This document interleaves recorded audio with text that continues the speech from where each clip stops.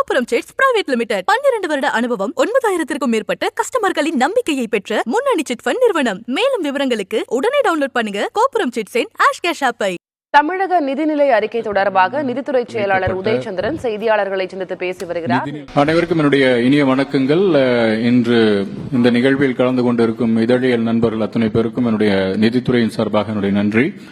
இன்று சட்டப்பேரவை முன் வைக்கப்பட்ட நிதிநிலை அறிக்கைக்கான முக்கிய அம்சங்கள் சிலவற்றை நாம் பார்ப்போம்.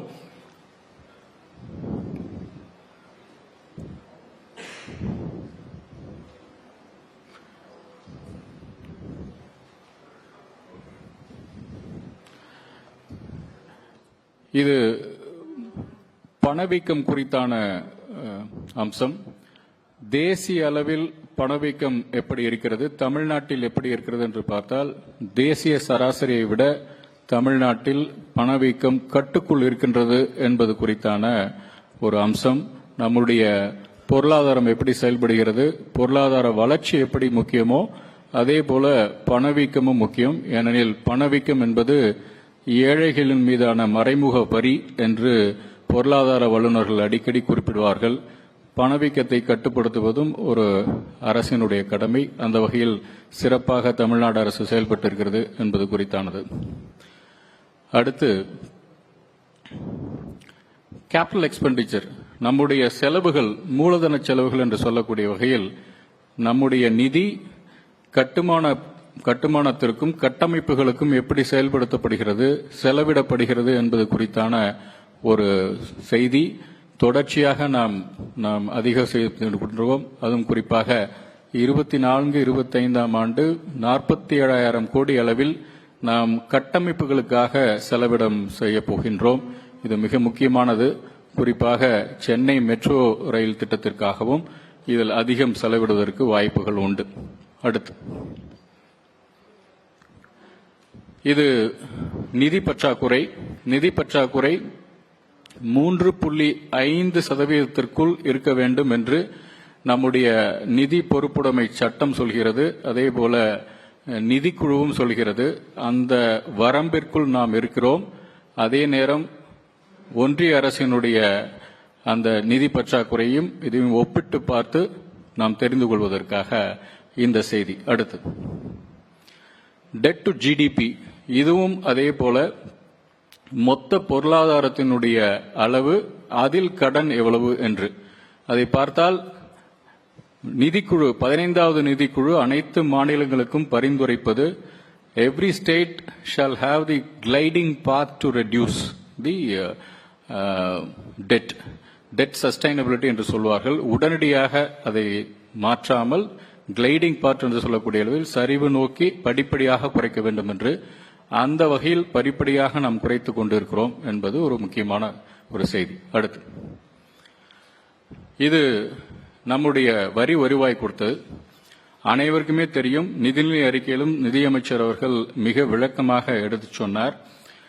மிக நெருக்கடியான காலகட்டத்தில் நம்முடைய வரி வருவாய் எவ்வளவு சிக்கல்களுக்கு உள்ளானது என்பது குறித்து விரிவாக நிதிநிலை அறிக்கையில் சொல்லப்பட்டிருக்கிறது. அதற்கு மிக முக்கியமான காரணம் தமிழ்நாடு சமீபத்தில் சந்தித்த 2 தொடர் இயற்கை பேரிடர்கள். அந்த இயற்கை பேரிடர்களால் 2 விதமான சிக்கல்கள் நமக்கு வந்தன. ஒன்று, வருவாயில் நமக்கு குறைவு ஏற்பட்டது. வருவாய் அதிகம் கொடுக்கக்கூடிய சென்னை ஒட்டியுள்ள மாவட்டங்கள் மிக்ஜாம் புயலால் மிகவும் பாதிக்கப்பட்டன. தென் மாவட்டங்கள் பாதிக்கப்பட்டன. வருவாய் குறைவு அதனால் வந்தது. அடுத்து அந்த வெள்ள நிவாரணத்திற்கென்று நாம் செலவு செய்ய வேண்டியதாக இருந்தது. அதே போல நீண்டகால நிவாரணத்திற்கும் நீண்டகால கட்டுமான வெள்ள நிவாரணத்திற்காகவும் தி இம்மீடியட் ரிலீஃப் அதற்காகவும் குறுகிய கால நிவாரணத்திற்காகவும் நாம் அதிகம் செலவு செய்ய வேண்டியதாக இருந்தது. இது ரெண்டும் மிக முக்கியமான ஒரு அம்சம். இந்த நெருக்கடிக்கிடையே இந்த நிதிநிலை அறிக்கை தயாரிக்கப்பட்டிருக்கிறது என்ற ஒரு கருத்தை நான் முன்வைக்க விரும்புகிறேன்.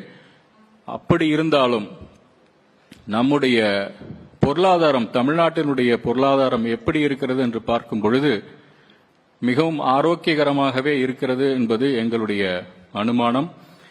மிக முக்கியமாக சொல்லப்போனால் நம்முடைய ஓன் டாக்ஸ் ரெவன்யூ என்று சொல்லக்கூடிய சொந்த வரி வருவாய் இது எப்படியெல்லாம் வரும் என்றால் இது வணிக வரித்துறை மூலமாக வரும். வணிக வரித்துறை மூலமாக வரக்கூடிய அந்த வருவாய் கிட்டத்தட்ட 15% வளர்ச்சியை நாங்கள் எதிர்பார்க்கிறோம். அதே போல பத்திரப்பதிவுத்துறையிலும் சென்ற வருடம் நாங்கள் எதிர்பார்த்த வளர்ச்சி இல்லை. ஆனால் அடுத்த வருடம் அது குறித்து நாங்கள் நிறைய எதிர்பார்ப்புகளோடு இருக்கிறோம்.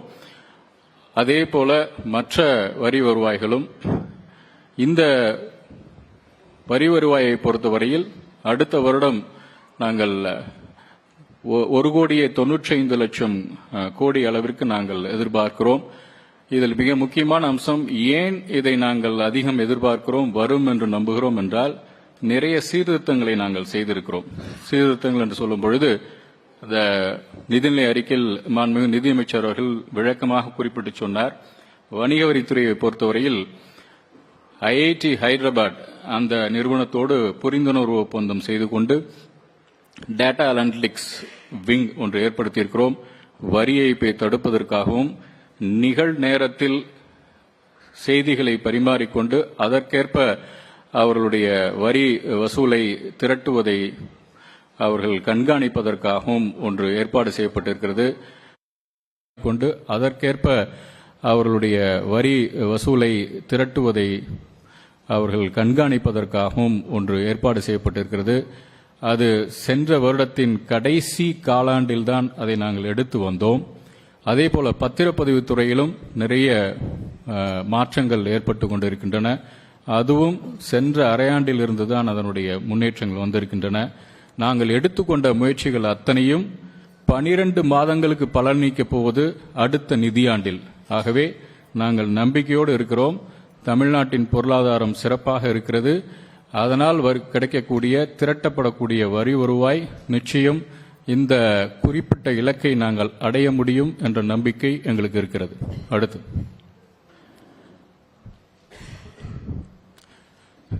இதை பொறுத்தவரையில் ஒன்றிய அரசினுடைய நிதி பகிர்வு ஒவ்வொரு நிதிக்குழுவாக நமக்கு கொடுத்தது எப்படி குறைந்து கொண்டே வருகிறது என்பது குறித்தான ஒரு காட்சி. இது 6.6% இருந்து இப்பொழுது 4.08% குறைந்து இருக்கிறது என்பதுதான் ஒரு மிக முக்கியமான ஒன்று. இதுவும் நிதிநிலை அறிக்கையில் மாண்புமிகு நிதியமைச்சர் அவர்கள் குறிப்பிட்டு சொல்லியிருக்கின்றார். இந்த நிதி பகிர்வு மிக முக்கியமானது. இந்த நிதி பகிர்வு என்பது ஒன்று. அதே போல இதை பகிர்ந்து கொள்ளாமல் செஸ் அண்ட் சர்சார்ஜ் என்று சொல்லக்கூடிய அந்த நிதி கிடைக்காமல் அதுவும் எல்லா மாநிலங்களுக்கும் சிக்கல்கள் உண்டாகின்றன என்பது குறித்து நாம் பலமுறை தமிழக அரசு ஒன்றிய அரசிற்கு எழுதியிருக்கின்றது. இதுவும் ஒரு மிக முக்கியமான ஒரு அம்சம். நமக்கு கிடைக்கக்கூடிய வருவாய் எப்படி இருக்கும் என்ற போக்கை கணிப்பதற்கு இது உதவும். அடுத்து இதை பொறுத்தவரையில் ஒன்றிய அரசிடமிருந்து கிடைக்கக்கூடிய மானிய உதவிகள் இது குறைந்து கொண்டே வருகிறது ஒவ்வொரு வருடமாக. இதுவும் ஒரு மிக முக்கியமான ஒரு அம்சம். இது குறைந்து கொண்டே வந்தால் நாம் அதை எப்படி திரட்டி எப்படி நாம் அதை நம்முடைய நலத்திட்டங்களுக்கு நாம் எப்படி செலவழிப்பது, சொந்த வரிவாரிவாயிலிருந்து எப்படி செலவிடுவது என்பது குறித்தான ஒரு அம்சம். அடுத்து இது நம்மளுடைய மொத்த வருவாய் ஸ்டேட் ஓன் டாக்ஸ் ரெவன்யூல நான் ஏற்கனவே சொன்னபோது 1,95,000 கோடி. அதே போல ஓன் டாக்ஸ் நான் டாக்ஸ் ரெவன்யூ வரியல்லாத வருவாயிலும் நாங்கள் இந்த முறை நன்றாக செயல்படுவோம் என்ற நம்பிக்கை எங்களுக்கு இருக்கிறது. ஏனெனில் மைன்ஸ் அண்ட் மினரல்ஸ் ரிவிஷன் பண்ணியிருக்கோம். நிறைய அந்த நான் டாக்ஸ் ரெவன்யூ ஆங்கிளில் நிறைய புதிய சீர்திருத்தங்கள் நிறைய வந்திருக்கு.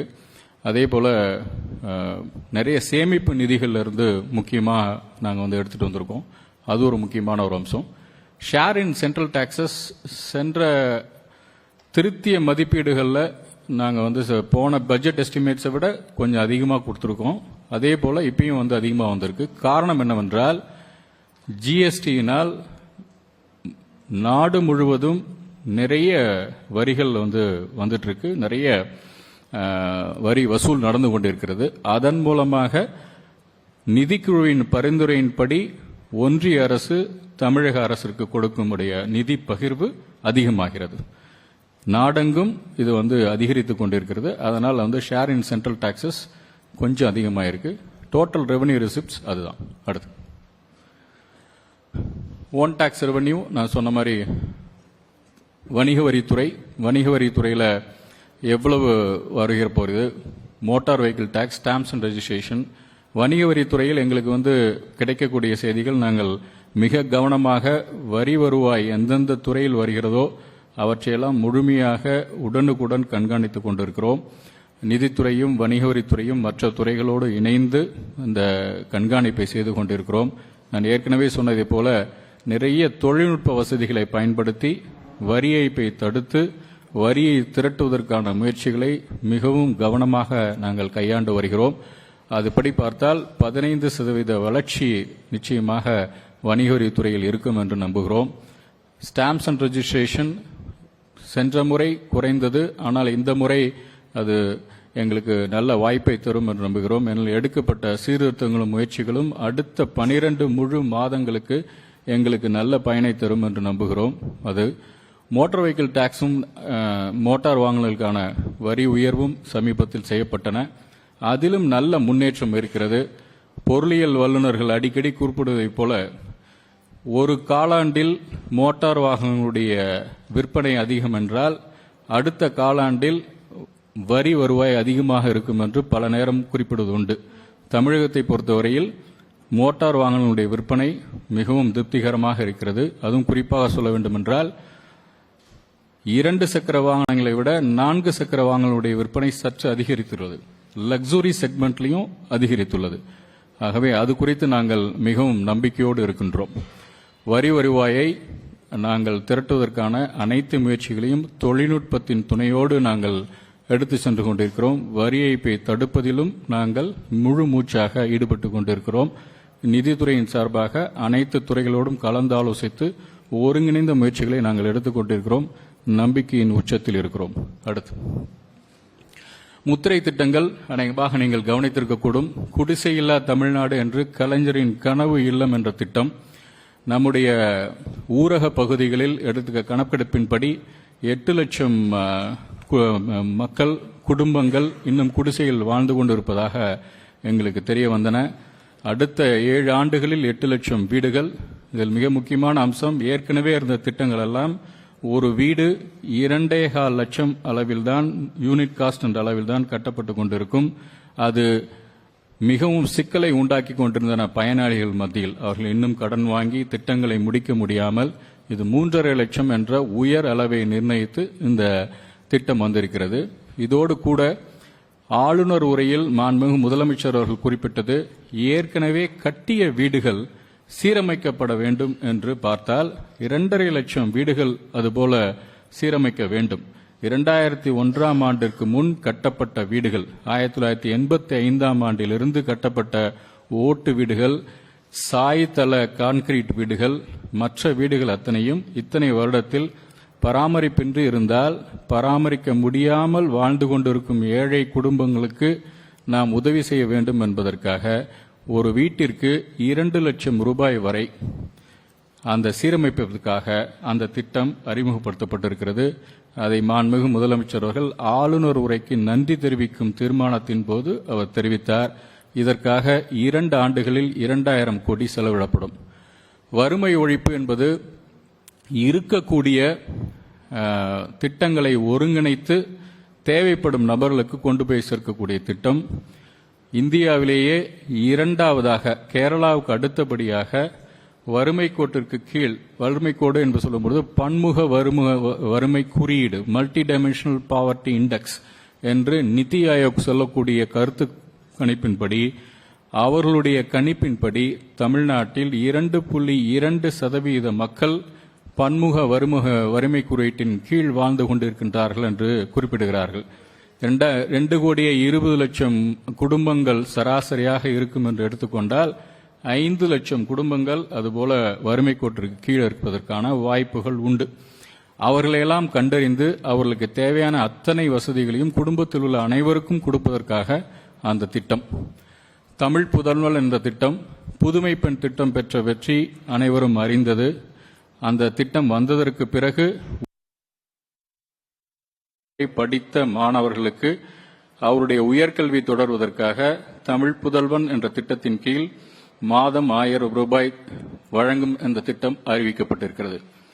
தொல்குடி என்ற அந்த திட்டம் பழங்குடியினர் மேம்பாட்டிற்காக அடுத்த 4 ஆண்டுகளில் 1000 கோடி ரூபாய் மதிப்பீட்டில் அவர்களுடைய வாழிடங்கள் மேம்பாடு மற்றும் திறன் மேம்பாடு, வாழ்வாதார மேம்பாடு குறித்தான ஒரு மிகப்பெரிய திட்டம் அது அறிவிக்கப்பட்டிருக்கிறது. இது மிக முக்கியமான ஒரு திட்டம். அடுத்து புதுமை பெண் 2,73,000 பெண்கள் பயணிக்கக்கூடிய திட்டம், 370 கோடி அதில் நாம் ஒதுக்கி இருக்கிறோம். காலை உணவு திட்டம் இந்தியாவிலேயே முதன்முறையாக நாம் அறிமுகப்படுத்தப்பட்டதற்கு பின்னால் தெலுங்கானா மாநிலம் அதை பின்பற்றிக் கொண்டிருக்கிறது. அந்த காலை உணவு திட்டத்தில் 15 லட்சம் மாணவர்கள் பயன்பெற்றுக் கொண்டிருக்கிறார்கள். அது இப்பொழுது ஊரக பகுதிகளில் இருக்கும் அரசு உதவி பெறும் பள்ளிகளிலும் இந்த திட்டம் விரிவுபடுத்தப்படும். அதற்காக 600 கோடி. விடியல் பயணம் பெண்களுடைய பொருளாதார சமூக முன்னேற்றத்திற்கான ஒரு முக்கிய திட்டம். அவர்களுடைய பயன்பாடு இதுவரை ஒரு வருடத்திற்கு 444 கோடி அளவிற்கு அவருடைய பயணங்கள் இருக்கக்கூடிய அளவிற்கான திட்டத்திற்கு 3000 கோடி ரூபாய். நான் முதல்வன் திறன் மேம்பாட்டிற்கான மிக முக்கியமான திட்டம், அதற்கும் நிதி கணிசமாக ஒதுக்கப்பட்டிருக்கிறது. அடுத்து கலைஞர் மகளிர் உரிமை தொகை திட்டம். சென்ற வருடம் நிதிநிலை அறிக்கையில் 7000 கோடி அளவிற்கு நிதி ஒதுக்கப்பட்டது. அப்பொழுது ஒதுக்கப்பட்ட பொழுது மாண்புமிகு முதலமைச்சர் அவர்கள் சட்டப்பேரவையில் அறிவித்த பொழுது ஏறத்தாழ 1 கோடி மகளிர் பயன்பெறும் வகையில் அந்த திட்டம் இருக்கும் என்று அறிவித்தார். இன்று இந்த திட்டத்தால் தமிழ்நாட்டில் பயன்பெற்றுக் கொண்டிருக்கக்கூடிய மகளிருடைய எண்ணிக்கை 1,15,20,000 மகளிர். ஒவ்வொரு மாதமும் அவர்கள் மாதம் 1000 ரூபாய் இந்த திட்டத்தில் பயன்பெற்றுக் கொண்டிருக்கிறார்கள். அந்த திட்டத்திற்காக இந்த வருடம் மிக கணிசமான அளவு 13,720 கோடி ரூபாய் நிதி ஒதுக்கப்பட்டிருக்கிறது. விடியல் பயணத்திற்கும் நிதி ஒதுக்கப்பட்டிருக்கிறது. புதுமை பெண்ணுக்கும் ஒதுக்கப்பட்டிருக்கிறது. சுய உதவிக்குழு வங்கிக் கடன் இந்த முறை 35,000 கோடி என்று நிர்ணயித்திருக்கிறோம். மகளிர் நலனுக்காக என்னெல்லாம் செய்கின்றோம் என்பது குறித்தான தீம் பேஸ்ட் அப்ரோச்சுக்காக தோழி விடுதிகள், அது குறித்தும் கேள்விப்பட்டிருப்பீர்கள். மிக முக்கியமான ஒரு அம்சம் கடைசியாக இருப்பது பெண் தொழிலாளர்களுக்கான ஒரு முக்கியமான ஒரு அம்சம். இந்தியாவிலேயே தொழிலாளர் பங்கேற்பில் பெண்கள் அதிகம் இருப்பது தமிழ்நாட்டில். ஆகவே தமிழ்நாட்டில் தொடங்கப்படும் ஒவ்வொரு புதிய தொழிற்சாலையிலும் 500க்கும் மேற்பட்ட பெண்களை அந்த தொழிற்சாலைகள் வேலைக்கு பணிக்கு அமர்த்தினால் அது பெண்கள் மட்டுமல்ல, பெண்கள், மாற்றுத்திறனாளிகள், அதேபோல 3ஆம் பாலினத்தவர்கள், இந்த 3 வகை பிரிவினரையும் சேர்த்து 500 பேருக்கு மேல் அவர்கள் பணியமர்த்தினால் அந்த 3 வகை தொழிலாளர்களுடைய மாத ஊதியத்தில் 10% நாங்கள் கொடுக்க இருக்கிறோம் சில ஆண்டுகளுக்காக. இது மிக முக்கியமான ஒரு அம்சம். ஒவ்வொரு தொழிற்சாலை வளாகத்திலும் பெண் தொழிலாளர்களுக்கு அவருடைய குழந்தைகளை பாதுகாக்க குழந்தைகள் வளர் காப்பகம் நிறுவப்படும் என்றும் அறிவித்திருக்கப்பட்டிருக்கிறது. அதேபோல இன்னொரு மிக முக்கியமான ஒரு சிறிய திட்டம், உயரிய நோக்கம் என்று சொல்லலாம்.